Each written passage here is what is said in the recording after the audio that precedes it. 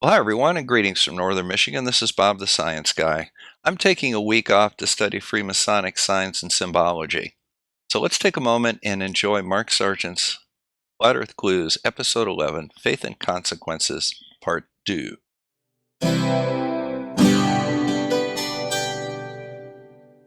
I was, and still am, a huge conspiracy guy. I literally ran out of new tin hat topics to research, and I still wouldn't look at this one without embarrassment.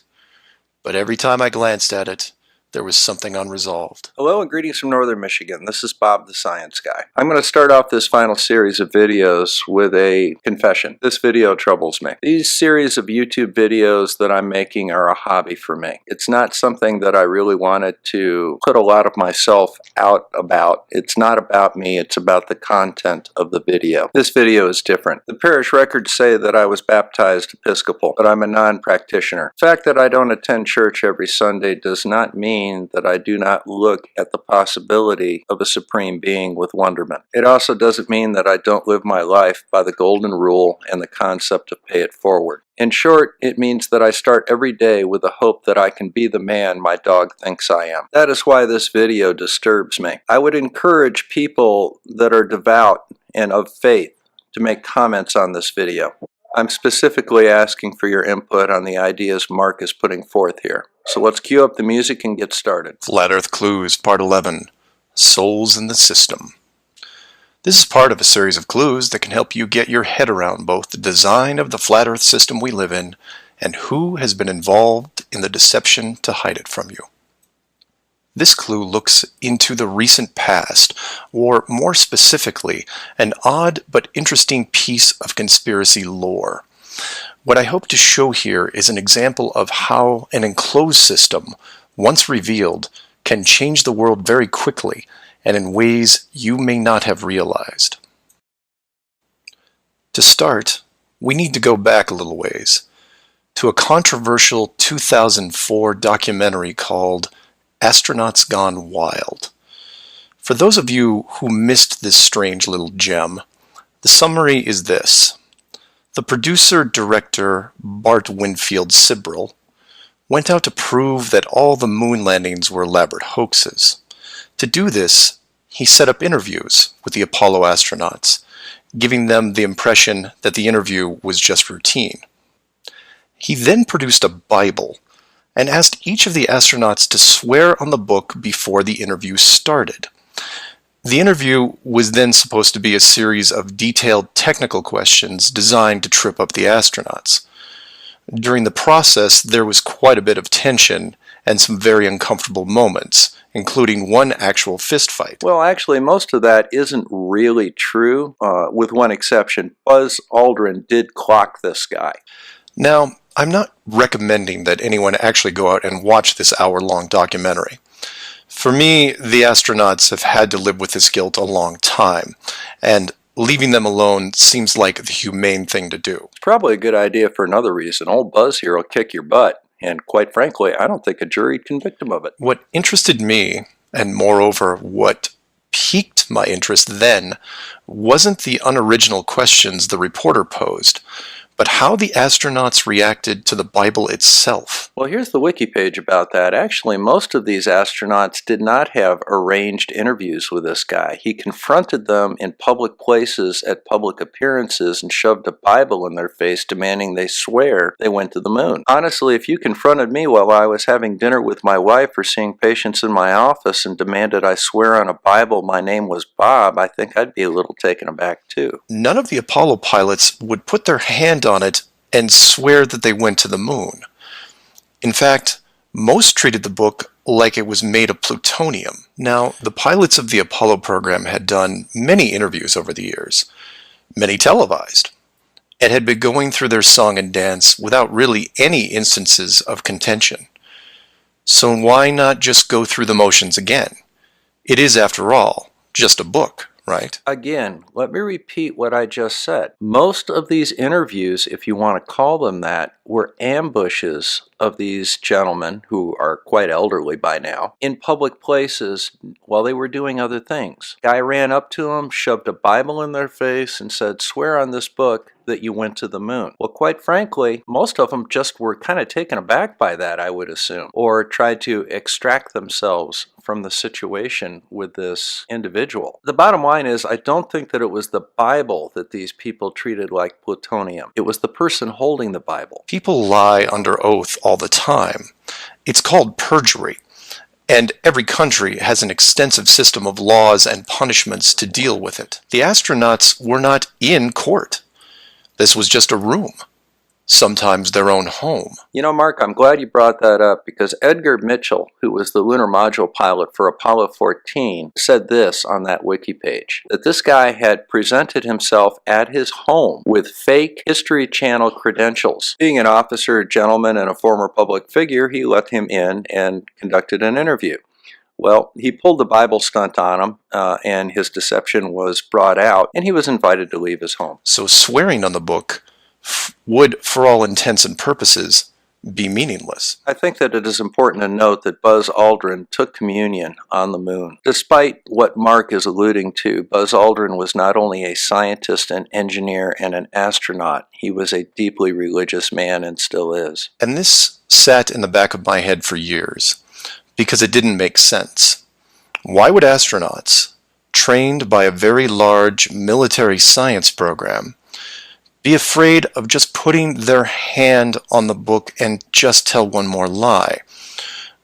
Well, for them, it may have been more than just a book. It may have been a symbol of something much bigger. Quick check. This guy confronts you in the mall and demands you swear in a Bible that you're a Homo sapien. What do? You see, for you, me, and almost everyone else, a holy book is a symbol of faith, because the creator or creators have yet to be revealed. But if you knew that the creators were real, then the book becomes something much more tangible, more relevant, more sobering. At the beginning, I told you all that I was disturbed by this video, and specifically I asked for the viewers that had strong faith to chime in and give me some input. This is what's bothering me. The difference between science and faith is faith does not require evidence, whereas science does. I don't have a problem with people having faith, and I understand that they don't require evidence for it, and I don't fault them for that. But what Mark is asserting here is that there apparently are two types of faith. There's the type of faith that you have in the unknown, and then you have a different type of faith that you have when you are confronted with confirmation of your fears, so to say. So if I'm correct in what I'm hearing, if you are just simply having faith on something that's unknown, it's okay to violate that faith if it's convenient to you. However, if you know that that deity or higher being is there watching you, then you can't do it anymore, because you're going to get caught. If you have true faith, you devote yourself to a code of conduct and an ideal,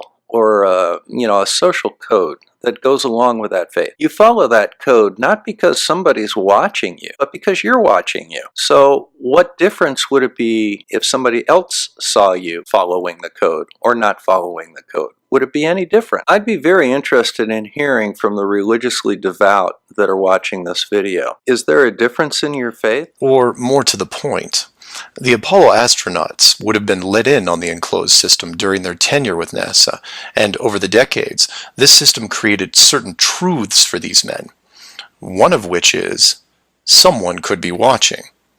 Now, whether the builders/creators are actually watching every little thing we do can be debated, but if you have proof that they are real, then the thought of your every move being scrutinized is a very real possibility. If they were shown how the world really looked, then their attitude towards the book takes on a whole new meaning. If you have a strong belief in God, how far do you need to look to see evidence of His handiwork? Would you roll those dice and take the chance? Or to put it another way, everyone has gotten frustrated about something, then looked up and cursed the sky. Would you still do that if you knew that a creator was up there and possibly listening? I just want to toss this out here real quick. Go ahead and answer it in the comments if you want. How many people out there think Mark is using religion and faith and God to promote his narrative of the flat earth and boost his YouTube channel? How many of you think this is false and Mark simply being a hypocrite here? That's just one example of how knowledge of the enclosed system changes people. The astronauts didn't want to roll the dice and lie because there was a real fear of retribution. And while they were confident that a bolt of lightning wasn't going to strike them down, they also weren't going to push their luck. Well, cool story, bro, but I think you've got a little bit of a leap of logic going on here. You've turned proof of some older gentlemen recoiling from somebody shoving a Bible in their face and demanding they swear something to they have proof of God Almighty himself or herself that they're hiding from the public. If the world is not a globe, but instead enclosed, then wars end. Hate crimes end. Maybe not overnight, but quickly. Because you may be, for the first time in your life, actually accountable for your actions. Well, you're maybe onto something there, Mark. It's not like we hold people accountable in a globe Earth right now. I mean, shoot, you can do pretty much whatever you want without any fear of consequences because you know that, hey, there's no dome over our heads and evidence of a creator. Works for me. You realize now that you are a very real soul in this enclosed system, and you have a responsibility towards your fellow man, one that can be boiled down into one simple rule: treat others better than you treat yourself. Yes, Mark, if we just admit to the flat earth, everything will be wonderful. This is why it's so important to show the world as it really is. This is why I am asking the authority itself to open the door and let this secret come through. Wealth and titles don't define your heart. Hiding the entire world may have seemed like a good idea at the time, but we have gone way beyond that. Mark, you're right. Wealth and titles do not define your heart. The fact you believe that you have to be watched to do the right thing defines your heart, Mark. And I think the comments on this video are going to be interesting. This is Bob the Science Guy, signing out from Northern Michigan. Hey guys, take a moment, hit that little like and subscribe button down there. These videos are getting thousands of views and hundreds of likes. Let's see if we can bring those numbers a little closer to the number of views. All right? We'll see you again soon.